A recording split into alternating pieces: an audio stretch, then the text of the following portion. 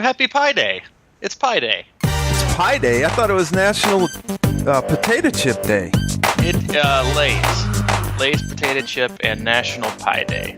No. I saw a whole thing this morning on the Today Show, National Potato Chip Day. They had a whole table full of potato chips, and they were like intellectually discussing it as Al Roker snuck around behind everybody and was nibbling and stuffing his face. Of course he was. Such a Roker move. Oh my God, it was hilarious just to watch him. The lady was sitting there going, "Now, if we go down to this section, this is the healthy. This is the one where you can get your healthy nutrition." And I was thinking to myself, boy, from a potato chip. Yeah, oh yeah, because there's vegetables in it. Oh God, vegetable oil. Honest to God, what is going on out there? Listen, there's a day for everything. I know, and it's kind of funny, but it's like, really, they're just putting 5 minutes of national airtime into this. 365 days a year of Hallmark BS of just let's just make up shit as we go. And tomorrow is National Deli Sandwich Awareness Day. What the hell are the people? I mean, I don't. So then they go to they have this segment called the 100-year-old birthdays that they celebrate, and people must send in pictures, and they put their picture on a Smucker's jelly container. Congratulations, happy birthday to Ron, who loves walking on a treadmill. And his face is plastered on like a jam label. Oh my God. It's hilarious. I guess it's better than being plastered on the back of a milk carton. Now that I think about it, I might start watching that show a little bit more. Oh, please don't. Oh, man, I just had a nice coffee with one of our athletes, Summer Scandridge. I know you did. That was amazing? Or did you have some good coffee? No, it was Starbucks. Oh. Gross. I mean, really. Yeah. Anyway. Oh, yeah. We had a nice conversation. That's good. She took your words to heart this morning, and she's feeling a lot better about her run this afternoon. Good. She should. Yeah, that's what I thought. Yeah. I mean, that's not, this is a little bit inside baseball, but we're just saying that we get around the country and we meet our athletes. This is true, and you'll see her again next month. It's like back-to-back Mike Terrale. You can't get enough of that. Yeah. Well, that's good. I'm in Houston. You're in Houston still. I'm holding it down here in frigid Nashville. It was very wintry this morning again, in like the 20s and 30s. And then tomorrow's supposed to be almost 70. So awesome. Oh, yeah, that's good. That's when I'm coming back. Oh, perfect. Yeah. And then March Madness starts. But yeah, it's she had a little rough go of it this morning. But hey, listen, if you don't have crappy workouts, you're either not being consistent enough or you're just not trying enough. Mm-hmm. So that's just that's how it goes. So. Yeah, well, it was an interesting point, actually, that you were talking about, the fact that she's, feeling sore and tired a lot, and, of course, she's doing Texas 70.3, and what is that, 2 weeks? No, God, no. Let's not rush it. It's in 3.5. Oh, okay. Why did she say I'll be back in 2 weeks? Okay, we must have been off. Well, okay, so yeah, but you said that towards the your end of your training before the taper and everything, it's kind of natural to kind of be a little bit inflamed and have those feelings. I mean, I don't know how you can't recover, really. I mean, no, I mean, and it was funny that she kind of brought that up because I read, I think it was I can't remember who it was, but they said every day I wake up and I feel like I'm gonna finally feel fresh. And it never happens. This is marathon training, which is the truth. Like, when you get listen, there's a reason that you get so many different thoughts and feelings and even like anxiety and self-doubt the closer you get to a race. And obviously every athlete's different and every training load is different. But for this athlete, specifically Summer, like she had just skied and snowboarded last week, so she was super sore from that, and then she was, I think, for like 4 or 5 days, and we just jumped back into training because we got about 2.5 solid weeks left of training, and there's really just like no time to have a recovery block from skiing. And it's even more difficult, I think, to explain to newer athletes, and then B, athletes who have been inconsistent in the past, like PR athletes. PR training athletes is what I like to call them, who probably only work out maybe like 3 or 4 times a week.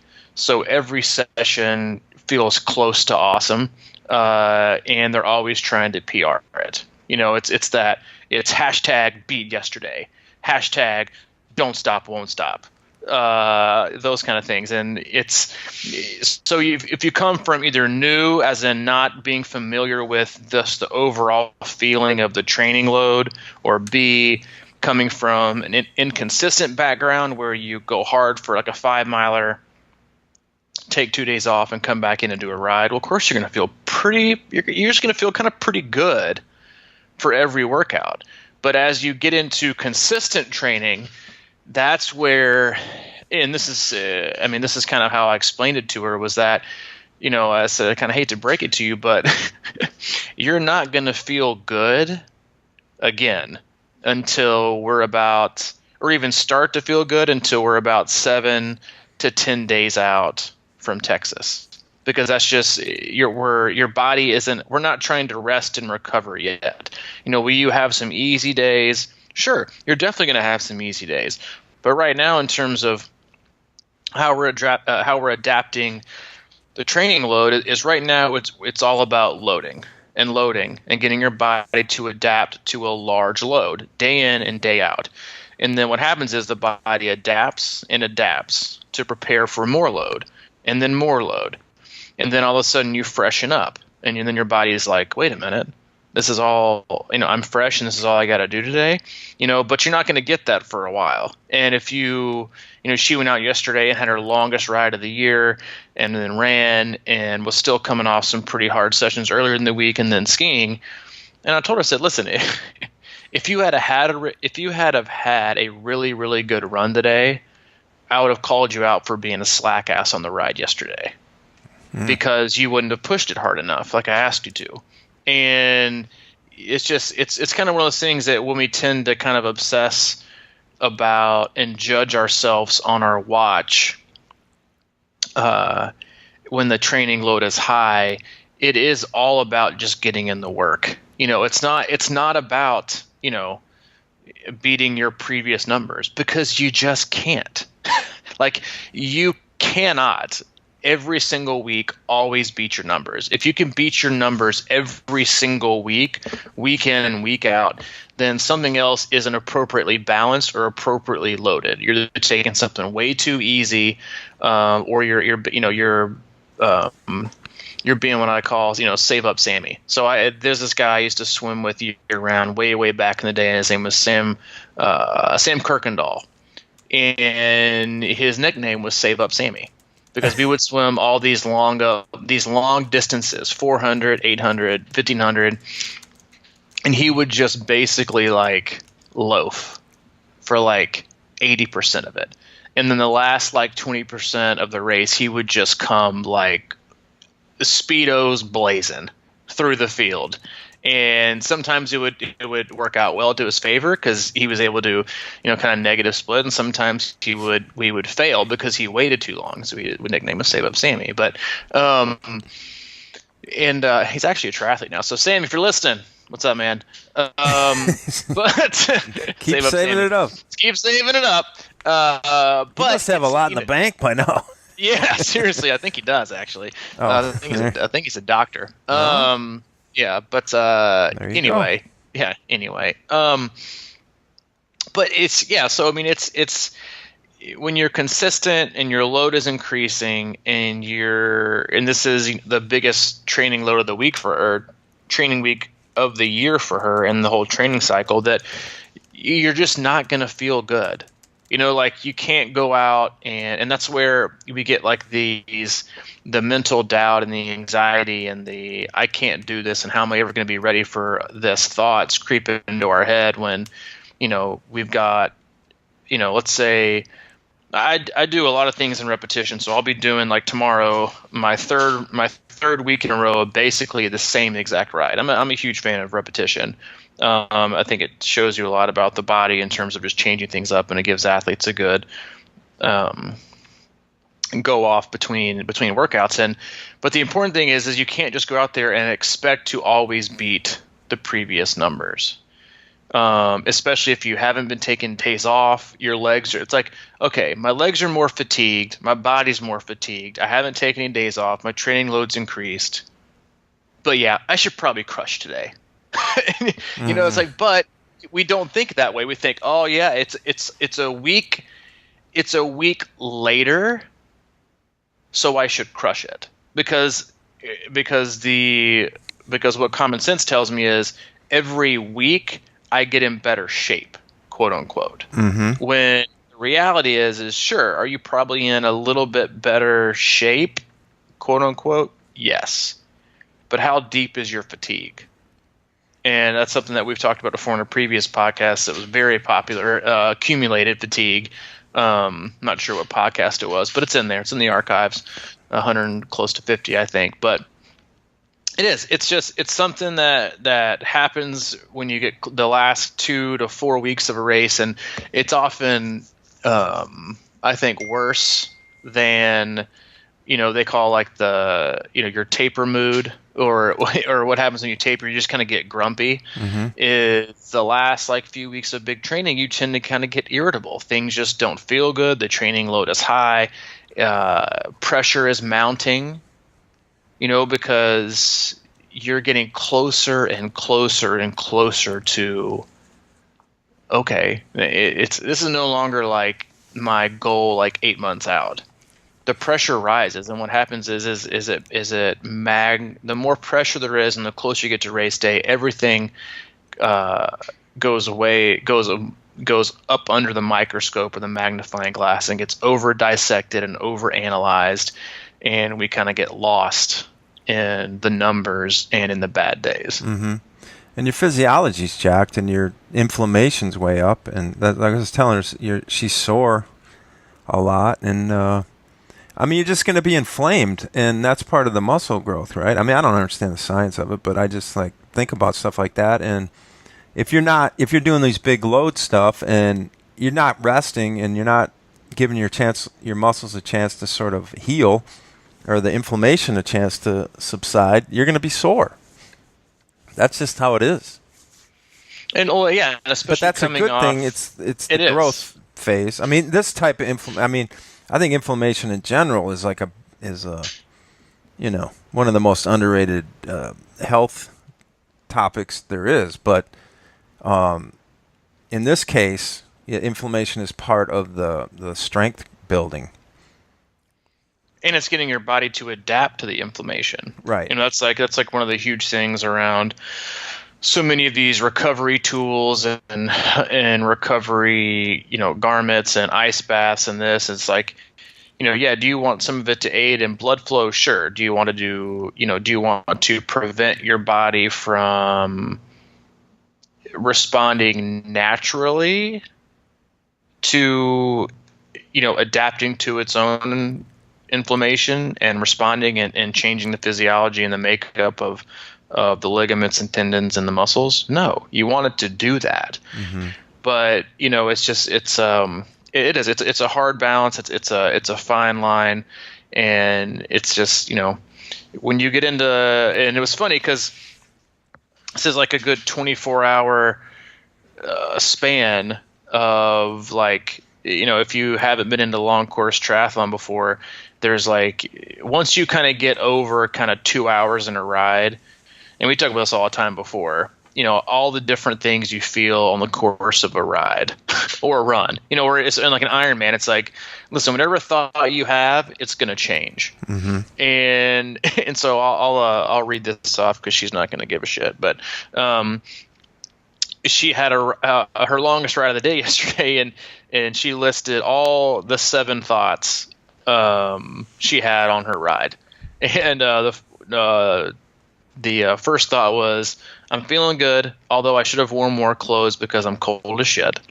2, Oh my God, I'm so hot. Get these clothes off me. I'm burning. Number 3, oh my gosh, I must be going 4 miles an hour. I just saw a snail pass me.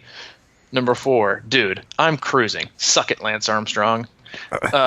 Number 5, I hate my life. Why did I sign up for this shit? And I hate my coach. He put me in this position. I'm deleting his number from my phone as soon as I'm done with this god-awful activity. Number 6, I quit. Number 7, oh my gosh, I can't wait to tell Robbie how awesome I feel. I just rode 50 miles, baby. But that is like a perfect, and my answer was, welcome to long course triathlon.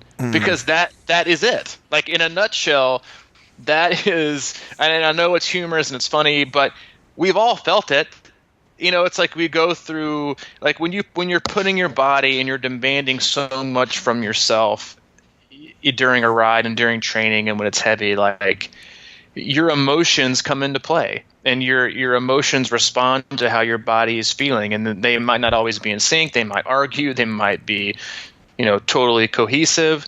But the more load you have, and the longer your training days become, the longer those internal conversations become.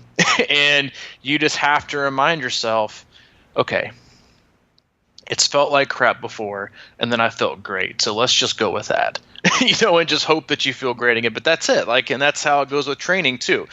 Training days are just a microcosm of the training cycle. And you could take those 7, thoughts she laid out and place each thought over every day of the week. Monday you feel like crap. Tuesday you feel okay. Thursday you want to quit. Friday you're like, oh my God, I should go pro. Saturday back to reality. Sunday, man, I'm owning this. And we forget. Well, I was just gonna say that, dude. She wrote that out, and I guarantee you on the next ride like that she has, odds are she probably won't even be able to remember that. I mean, she will remember it, but it won't comfort her in a way. You know what I mean? I think that's a learned skill, and it's something that I still learn, and that's why when I was talking about my when I started doing this, I was blogging, I was writing that stuff out a lot because that's how I remembered it. When you kind of crystallize it through actually writing that experience like she did, but over and over and over, it's kind of like, okay, everything's okay out here, even though I feel like shit or something. You kind of, how do you remember that? And like you just said, we forget it. So I just don't think that can be underestimated, that point you just made regarding the fact that we know that, and every time we're done, we're like, God, I should have known that. But you always, in the process of it, you can't sort of wrap your mind around it.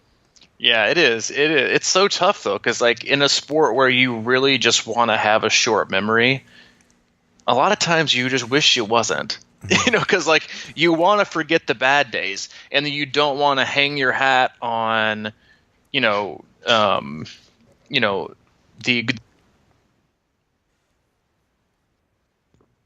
Are you there? Are you there? Yeah. Oh.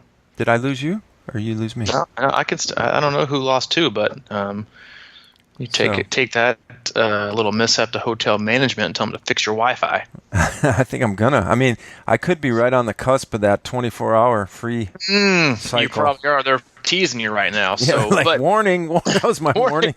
But no, like you want to have a short-term memory, but it's just hard. It is really, really difficult to kind of see. I mean, listen, I have been like in such a heavy training load too, but and I just feel like I really haven't ran well until this morning. And I was like, God, fuck, finally. Like I felt like my legs were finally like under me a little bit.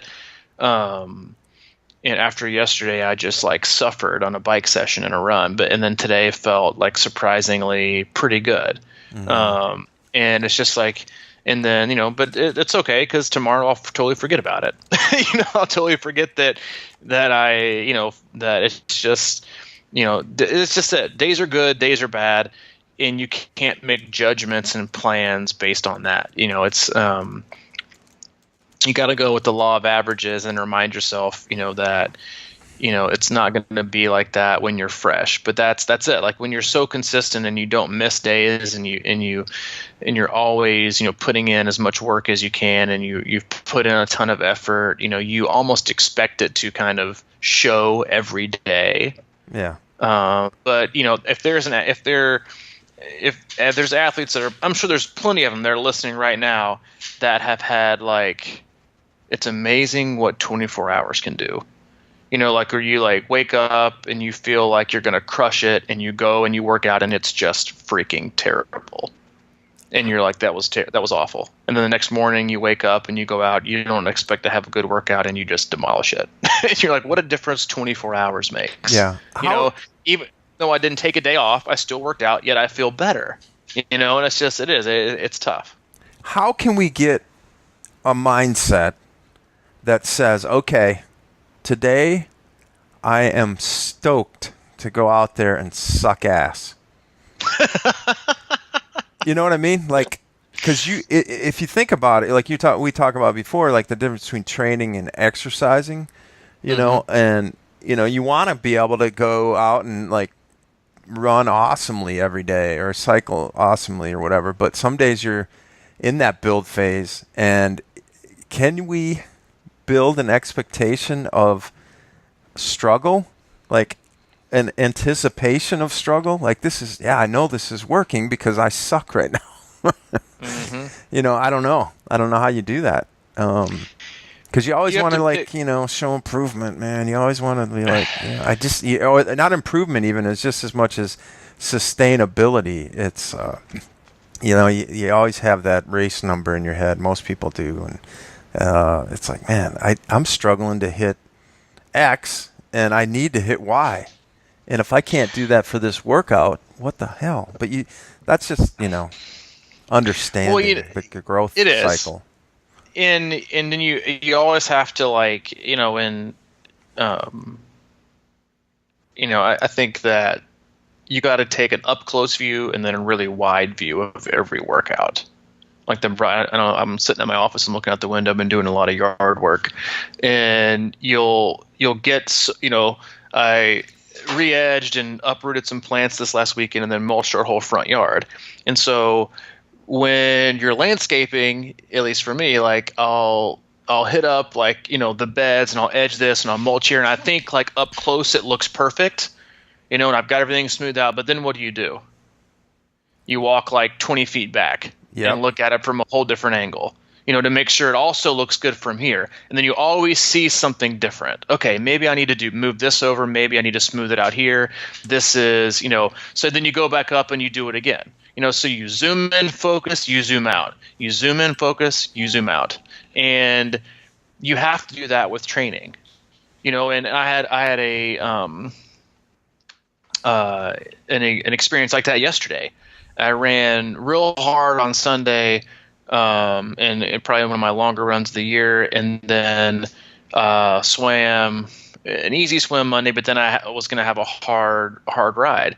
And I knew when I woke up that my legs were just kind of going to be meh, okay.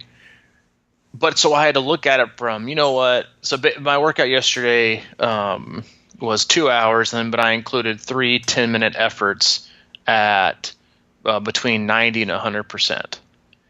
And so I had to look at it as, okay, I can either just assume I'm going to nail the whole ride, or I can just set myself up for success, take it really easy, warm up, and then just do the very, very best I can to hit those intervals. And everything else just is going to have to be super chill. I can't worry about my average power, which is what a lot of athletes just totally obsess about. They take their cool downs and their warm ups way too hard, and they take their rest intervals way too hard because they don't want to see their average power drop or their average speed drop, and they're never able to hit their actual numbers because they put too much effort in the stuff that for that workout doesn't matter as much. But anyway, I have to look at it, all right, I'm going to get the workout in duration, but instead of looking at it as I've got to nail these whole 2 hours, I just have to nail 30 minutes because that's really all I got. And that's the biggest point of the workout is to nail those 30 minutes. And so I warmed up for a little bit, and good God, did I suffer. I suffered. Dude, I'm telling you, man, I suffered more on those 3 intervals than I think I have in a long time. And some of it's a lot of it was from the fatigue from my long run that was still there, and then a lot of it is also from, like, that's the biggest part that sucks this time of year, is going from inside to outside, from outside to inside, and back and forth. Is that you get used to, like, riding outside and seeing the power numbers you can do outside when you're feeling good and you're at the lab and you got the wind in your face and the power's easier to push. And then 3 days later, you're stuck on the damn trainer for 2 hours with, no wind in your face and the power's harder. Yeah. So it's mentally frustrating, but I got through it, and I was happy that I got through it. Was it pretty? No. Was my power where I wanted it to be? No. Was my effort there? Oh, I gave it hell, and I was hurting. But that's how you have to look at it. You have to zoom in the focus, narrow the focus, and then kind of think, all right, as objective as I can be as an athlete, which is often hard, this is the best I had today. And then I woke up this morning and it was the reverse. I woke up with a headache. I woke up feeling like crap. I expected to have a just god awful run and had the best run I've had in months. But it's just that's just it. It's you enjoy it. You enjoy the days that are great. And at the same time, like, you should be able to get something from the shitty days too. That you made it through, because guess what? Like, I get, like, the race hard or the train hard, race easy. Dude, there is nothing easy feeling about racing.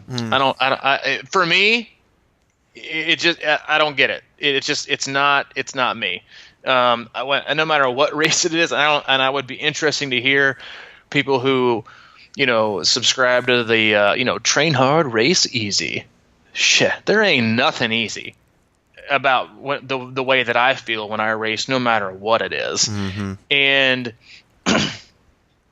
but if you don't become accustomed to those feelings of suffering and garbage and, like, feeling like you just can't move another inch, and then that, like, almost unexplainable, like, energy resurrection your body can have, then when it comes race day, you're going to throw in the towel too.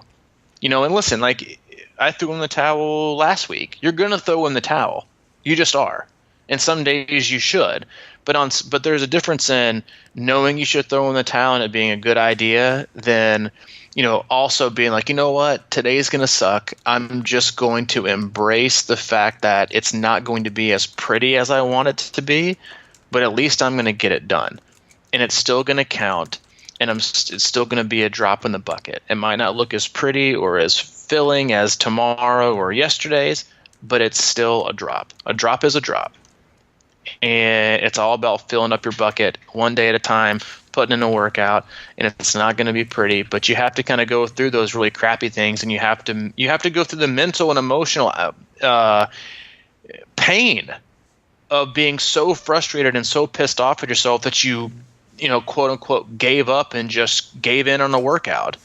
Because it's those feelings that'll remind you, like, when you get to a race, I don't want to feel that way again. And I don't want to feel that way again in a race, for God's sakes. So I'm going to tough it out, and I'm going to do the best that I can and work as hard as I can to make sure it doesn't happen when it matters the most, which is on race day. There you go with that effort thing again. I know, it sucks. It's all about the effort. What's the difference between? So I don't have a power meter, and so people obsess about their power numbers. Like I can tend to obsess about my speed. And what's the difference? The same thing, right? Same kind of thing. In terms of obsessing or power and speed, because power and speed. Well, no, yeah, obsessing. I mean, it's a similar. Neither one is necessarily approved. Yeah, obsessing in general isn't approved. Okay, maybe that's. Yeah, there's nothing. We can't positive about obsess. obsessing. I mean, come on. I thought about my Ironman every day of my life that first year. That's obsession. That is obsession. Or like, here's an example of unhealthy obsession. And I think everybody's done this before. Plugging in possible splits in TriCalc to see what your possible race day might look like. Every single day Guilty. for 300 days. Guilty as charged. And the best part is when you base it off of that workout you just had.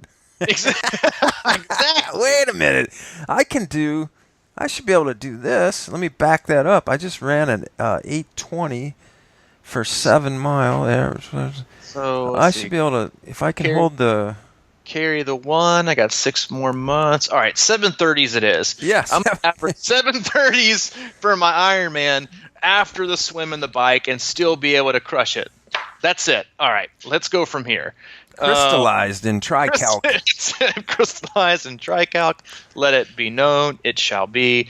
But no, I mean, listen, it is... but it is.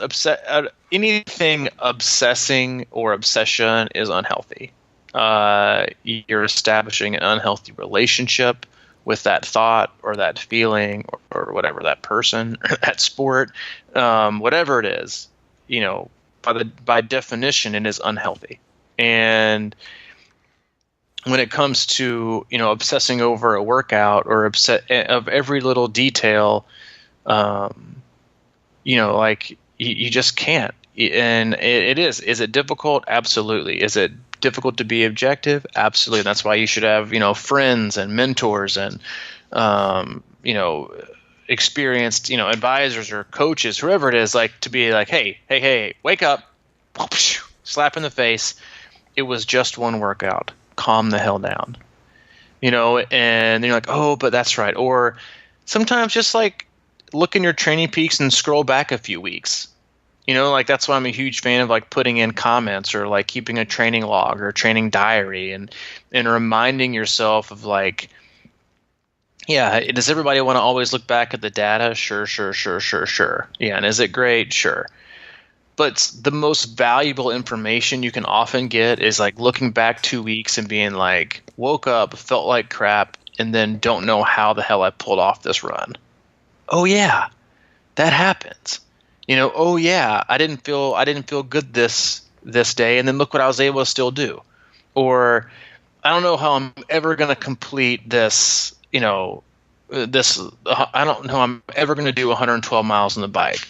But oh look, a month ago I did. I rode for 5 hours on a hilly course. And the next day or on a hilly route, and the next day I rode 4 more hours, and that whole week I put it in 15 hours.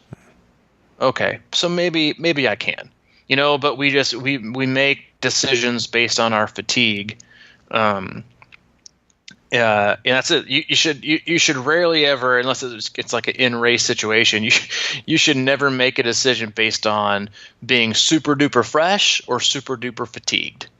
It should always kind of fall somewhere in the middle, because that's usually what your training days are going to give us anyway, is just kind of every day in the middle. So it's hard to be objective, but you need to rally. You need to have people you can, that'll kind of help you, bring you back, bring you back down to not even reality, but kind of bring you back down to kind of like, what, it was just a day. Or, hey, why did you even expect to feel good today? I could have told you shouldn't have felt good today, and I expected a slower pace, and that's okay. That's also okay. That's expected, and it's okay for your pace to fluctuate. Like, I can tell you right now, if you're an athlete that averages the exact same pace every single workout, you're doing it wrong. And you can quote me on that. If every single run you do, you're averaging the exact same pace, something ain't right. Trouble's brewing. Trouble is already brewed or boiled over, but you're doing it right. Your pace should fluctuate all over the place. I mean, from Yeah, it just should, depending on how fast your threshold is that you want to go and how slow your slow is. It should like really, really fluctuate. So if you're out there and you're listening and you run 4, 5, 6 days a week and you always come back and you stare at your watch, and no matter what, you will put forth the effort so your watch will always read 8:15s. I'm an 8:15 runner. I run 8:15s. Then you're never going to be a 7:50 runner. You're always going to be an 8:15 runner. But that's a podcast for a different day. But yeah, training objectivity and fatigue and load, is the closer you get to race day, it just gets more difficult. But you just have to realize that the race is near, and you're just going to feel that, and it's okay, and it's common. I think everybody has doubts. The more something becomes a reality and is about to come to fruition, like one way or the other, you're going to have doubts. And that's also why you see athletes sometimes just totally mail it in 2 or 3 weeks beforehand, is because the pressure gets to them too much. Because listen, it's easy to have goals 8 months away. Yeah, it is. But then you wake up and you're 3 weeks out and you realize, oh crap, I've been telling myself I want to do this for the past 8 months, and now it's like here. Well, shit, like I don't know that I can do that. I don't know if I have the confidence to do that. I don't know if I have the ability to do that. Well, now what do I do? So I'm just not going to work out today. Well, it perpetuates, man. That's why I think people actually try to, as it gets later in the load phase, they try to keep proving to themselves that they can do what they want to do, and that's when it becomes. You know what I mean? Like. It's like, man, the doubt or the guilt starts setting in. It's like, oh, shit, I'm 3 weeks away and I can't run the pace I want to run in a race right now. I'm screwed. You know what I mean? I think that adds to the complication of the whole matter. It does. It does. And you have athletes that go one way or the other. You have, triathlete Tommy, who will Is he related to Sammy? He is. He's his cousin in Philly. But he'll go out for like a 4-hour ride a week before, trying to catch up. Or you're gonna have, triathlete Teresa, who that's their second cousin, first removed. Or you're gonna have Endurance the other Eileen. one, exactly, Endurance Eileen, which I think this is actually the most common one. Is you're gonna have Endurance Eileen, who a month out, who's had these huge goals that she's told everybody about, does the emotional and mental self-sabotage. Damn it. Now I'm like close. Now it's like real. Because I've been like, it's super easy to tell people I'm going to do this and do that when it's like so far away, because I don't have to show my work. I don't have to do anything. I can just tell people, I'm going to be this, and I'm going to be that, and I'm going to do this, and I'm going to crush so-and-so. Well, guess what? Now push comes to shove. Nah, maybe I'm not feeling so confident anymore. So, yeah, I'm just not feeling it today. I'm just going to take the day off. Oh, man. They self-sabotage. Or, you know what? Who cares about just like throwing down a whole pizza and some ice cream the week before? It's whatever. It's no big deal. But you're not doing it because it's not a big deal. You're doing it because you're scared. You're making mistakes and you're cutting things short because you're scared. You're giving in because you're scared. Because it's pressure, because you lack confidence, because over the last 6 to 8 months of all this goal setting and all this goal telling, you failed to do the one major thing. And that was to truly convince yourself and believe in yourself that you could do or want to or be what you want to accomplish.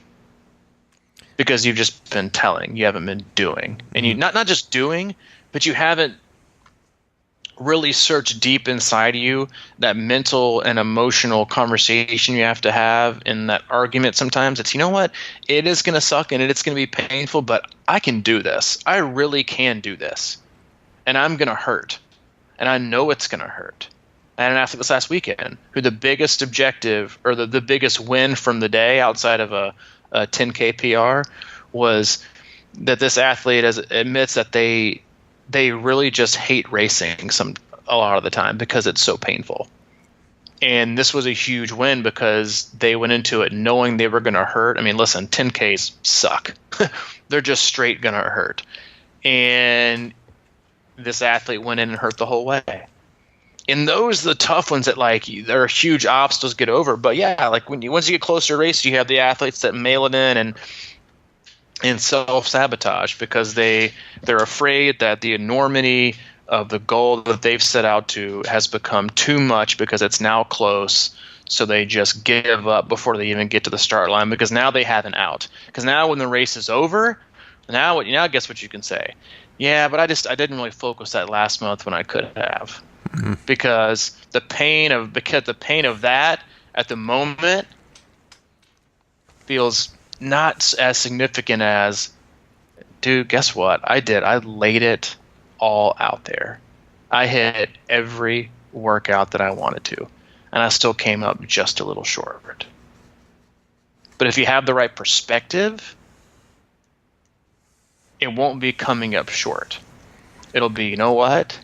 I'm so happy that I gave everything I had. I went into my pain. I raced my butt off. This was the result. And you know what? I can't argue with it. I know what? I'm going to get back out tomorrow, and I'm going to try to get better. Yeah, that self-sabotage thing's interesting. It always has been interesting to me. I mean, it's really like, fear. And it's all fear. Fear and doubt, and then, you kind of just sort of set yourself up with a slow drip of excuses and that whole 9 yards. And, yeah, like you said, if you go into that thing, and this is the other thing. It's like, I hate to keep harping on, and I thought it was funny that I think it was Jesse posted the other day that he didn't, because he said, I'm not going to post, I had a really great race, but I'm not going to post what I did because nobody cares about me. And he said, based on the podcast, and I know I've referenced it a lot of times, but I think people, that my point on that is that we get so wrapped up and we start out putting out these things and like telling everybody we're going to do this, and then it's like, the self-doubt creeps in, and then we have to figure a way out because we've set a bar that feels too high for us, and we have doubts about it. And I always like to say, we wouldn't care. You shouldn't care that much because people really don't care about what you're doing that much, People care about you as people, and we have friends and whatever, but like, you have put so much stake in what you think you want to do and what you want to shoot for in that race, and you put that out there. You maybe don't even put the exact number out there, for example, but in your mind, you've elevated this thing so high, but what you don't realize is that nobody out there even comes close to elevating what you're saying that high. So you're like all of a sudden tricking your brain to say, well, I got to get their expectations down low. I got to start softening the blow a little bit before I go on this race. So when I collapse or I don't do anywhere near what I thought I was going to do, that so they won't think less of me. They don't think less of you.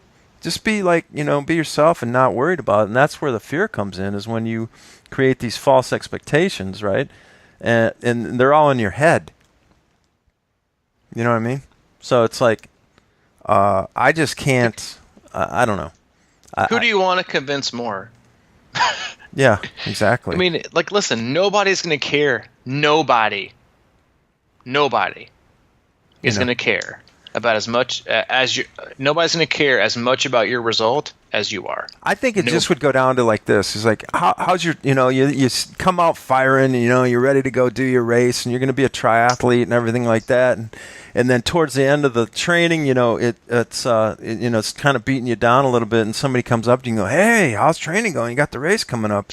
Instead of going, well, I'm hurt and I tweaked my ankle or whatever, just say, man, it's hard. It's harder than I thought it was going to be. This is going to be a tough deal, but I'm going to stick in there. And then as all of a sudden it's like, oh yeah, man, it does sound hard, because they already think it's hard, first of all, and then, friends, family, whatever the case may be. I just feel like that we allow those circles to influence our feelings about what we're going to do in a triathlon, and it's just unnecessary weight. There's already enough emotional and physical stress on your body to be worrying about what other people think, because again, I just think they don't, it's in your head. It's just this loop going on in your brain. And just because you may not hit that thing that you thought about one night on Tricalc, that doesn't mean that people are going to care. You know what I mean? It's like, just go out and give it your best and try and hang in there. You know, that's the goal. You never know what's going to happen. And if somebody does think less of you, then good God, like, A, I feel sorry for them. B, get them the hell out of your life. You know, and why would you even pay them attention? You know, it's such a waste. Such an energy waste when it could be spent on yourself. Yeah, because you need that energy now. Yep. It's just really like, you know how the other night I was having dinner with one of the guys I'm down here working with, and he asked me a simple question, and I lied about the answer. And it was inconsequential, but then I like took a bite of my food and I go, you know what, man? I just lied about that. I don't even know why. And it was such a like an energy force. You know, it just felt like a load had washed off. You know what I mean? Like, that's what I think somewhere in there, the psychology of this is sort of based around false expectations or lies or trying to create an image that we might not be able to live up to, or, you know what I mean? So I just think all that shit builds up, and when you need the energy most and you start trying to put up this like facade out here about, you know, what's going on, instead of just being real with it, it's like, hey man, we're grinding now. Yeah. And this is a tough deal, and it's never going to be easy. You know, it never, you know, like you said earlier, man, there hasn't been one race I've ever done, no matter what length, from a 5K to an Ironman, where I haven't gone, this sucks. Why do I do this? And you only know why you do it when you get, you know, sort of towards the end of it and you finish. And then you're like, oh, that's why I do this. Because it feels fucking awesome. Yep. Regardless of what happened out there. When you get to the, you know, that's the goal, right? Is to finish and accomplish something that you know, didn't think you could, or that you wanted to accomplish, or, you know, but don't do it for other people, man. Yep. Do it for yourself. Yeah. Do it for yourself. Well, yeah, do it for yourself, and do it to be a better version of yourself. And you can't be that when you're worried about proving it to somebody else or what somebody else is going to think. No. And it's always better for, you know, to lay low on that and then have somebody find out later, whoa. I mean, it's like we talk about all the time. It's like when you come out of the gate with, you know, hey, nice to meet you. What's going on? And if you know, like back in the day, I was always like, yeah, I'm training for an Ironman. You know, I was like, I just met somebody. And I was like, what is that? You know, who am I right there? And then, but invariably, as over time, you know, you meet people, you get in conversation, and if it sort of trickles out, you know, 20 minutes later, they're a hell of a lot more interested. It's just, you know, that's just a personality thing, and that's just a self-confidence thing. And I think that's what, you know, this boils down to, too, is just, you know, having confidence in not only your abilities, but just what you're doing, you know? Just accepting and understanding and being confident about the fact that, like you're saying, you're trying to become a better version of yourself. Yep. That's where it lies. It doesn't lie in Tricalc, even though I think it does sometimes. I mean, it's all fun. I mean, it's all fun and game, but back to the thing about it, just as long as it's not an obsession. Exactly. I mean, there's nothing wrong with kind of prognosticating and yeah. And sometimes that fuels people, you know, like I'm a little bit that way, so I can kind of get that. You know, like if I say something, then I'm like, shit, my back's against the wall. I better produce today. You know, and I sort of perform under those situations sometimes, but I don't recommend it because it takes a lot of the fun out of it. Yeah, and do you actually? Yeah, you are performing, but do you feel like you're actually performing to the best of your ability? Well, no, but that's, you know, a lot of times feeds back to the training. You know. Yeah. Coming in undertrained or whatever. It's like, you know, you can always. It's sort of like, you know, getting in the boxing ring with somebody that you're overmatched with. You might have one flurry of adrenaline that kind of gets you through the fight, but it doesn't make it enjoyable. Or Yep. nor do you think you could do it again, you know? It's Right. like Yeah. one time ollie. Wait, what? One time? One time ollie? What are you talking about? I'm trying to think of You lost me. endurance, Eileen. What's a one time? One time. One time Otis. One time Otis. One time Otis. Yeah. All right, man. That was good. You about to head out? Yeah, I'm gonna head now. I'm going to Dallas. Stay the night with my sister and Oh, that's right. nieces and Awesome. catch up with them, and then I'm heading back to Nashville to rebound from my week of 25-minute treadmill runs. Hey, man. Something? It's something. It's always better than nothing. It is. But I got to tell you, man, this I think this treadmill is messing with my head. It's got to. Do they get out of calibration like majorly? Oh, sure. Okay. Yeah, a lot of treadmills do. Because I was just busting it for a 10-minute pace the other night. Hey, man. Just don't. 10-minute pace is fine. Just don't always be a 10-minute pace every single day. I know, but I 10 minute, well, 10 minute, 10 minute. I got it down to 8, and I felt like I was sprinting. Like, literally, I mean, it was. So, I was moving it around, and yeah, I'm gonna be heading out of Houston. It's nice down there. I hate to leave. The pool's sitting out there, and it's kind of like tempting me a little bit. Well, give it a whirl, man. As long as it's warm. I know. I don't even know if it's open, but it's sitting there. Anything else we got to say on the podcast? Thanks again for everybody who's left us reviews. Much appreciated. If you haven't left a review, we would very much appreciate it if you could hit us up on iTunes and give us your feedback. It's incredibly helpful for us. So please do that if you are interested at all. It's also very much appreciated if you want to go to our website, crushingiron.com, and you can do a podcast pledge. It helps. Every little bit helps. It does. I mean, we put out a lot of free content, and we'll always do it, and we love doing it. But it's always helpful and helps us cover a lot of the costs and stuff as well. So you can go to the website again, crushingiron.com, and go to podcast pledge, and any amount helps. And you can also find more information on our training camps. We have triathlon and then also swim specific camps. We have gear, hats, visors. And then more information also on our swim analysis, training plans, and coaching. So had a lot of athletes reach out lately, and I kind of expected this in March that, I think it's very common.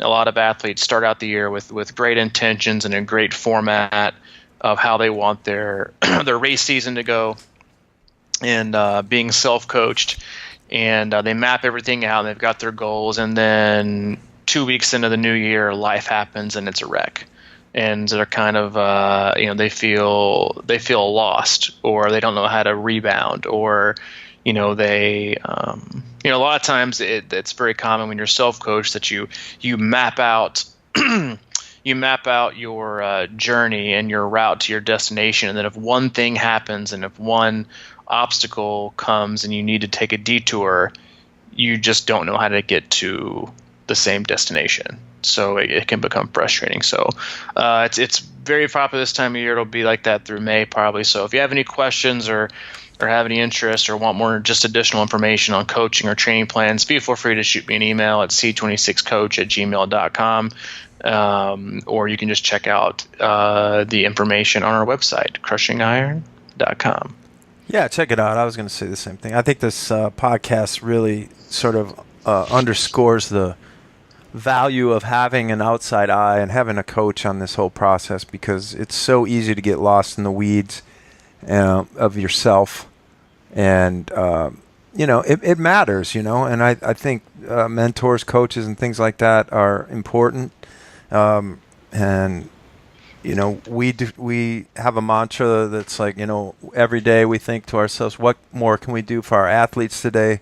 So if you're still around in the podcast here and you're thinking about a coach, I check us out. We got the prices on there. Everything's on crushingiron.com, and we have a lot going on, and every day we try and do more for the athletes and make it personal, and I'm in Houston. I just met with one of our athletes here, and we're, all over the country, and just trying to do cool stuff. So check it out, crushingiron.com, and I will be heading out to Dallas here. All right, man. Great talking to you, buddy. Have a safe trip. I'll talk to you soon. All right, my man. Thanks. See you, man.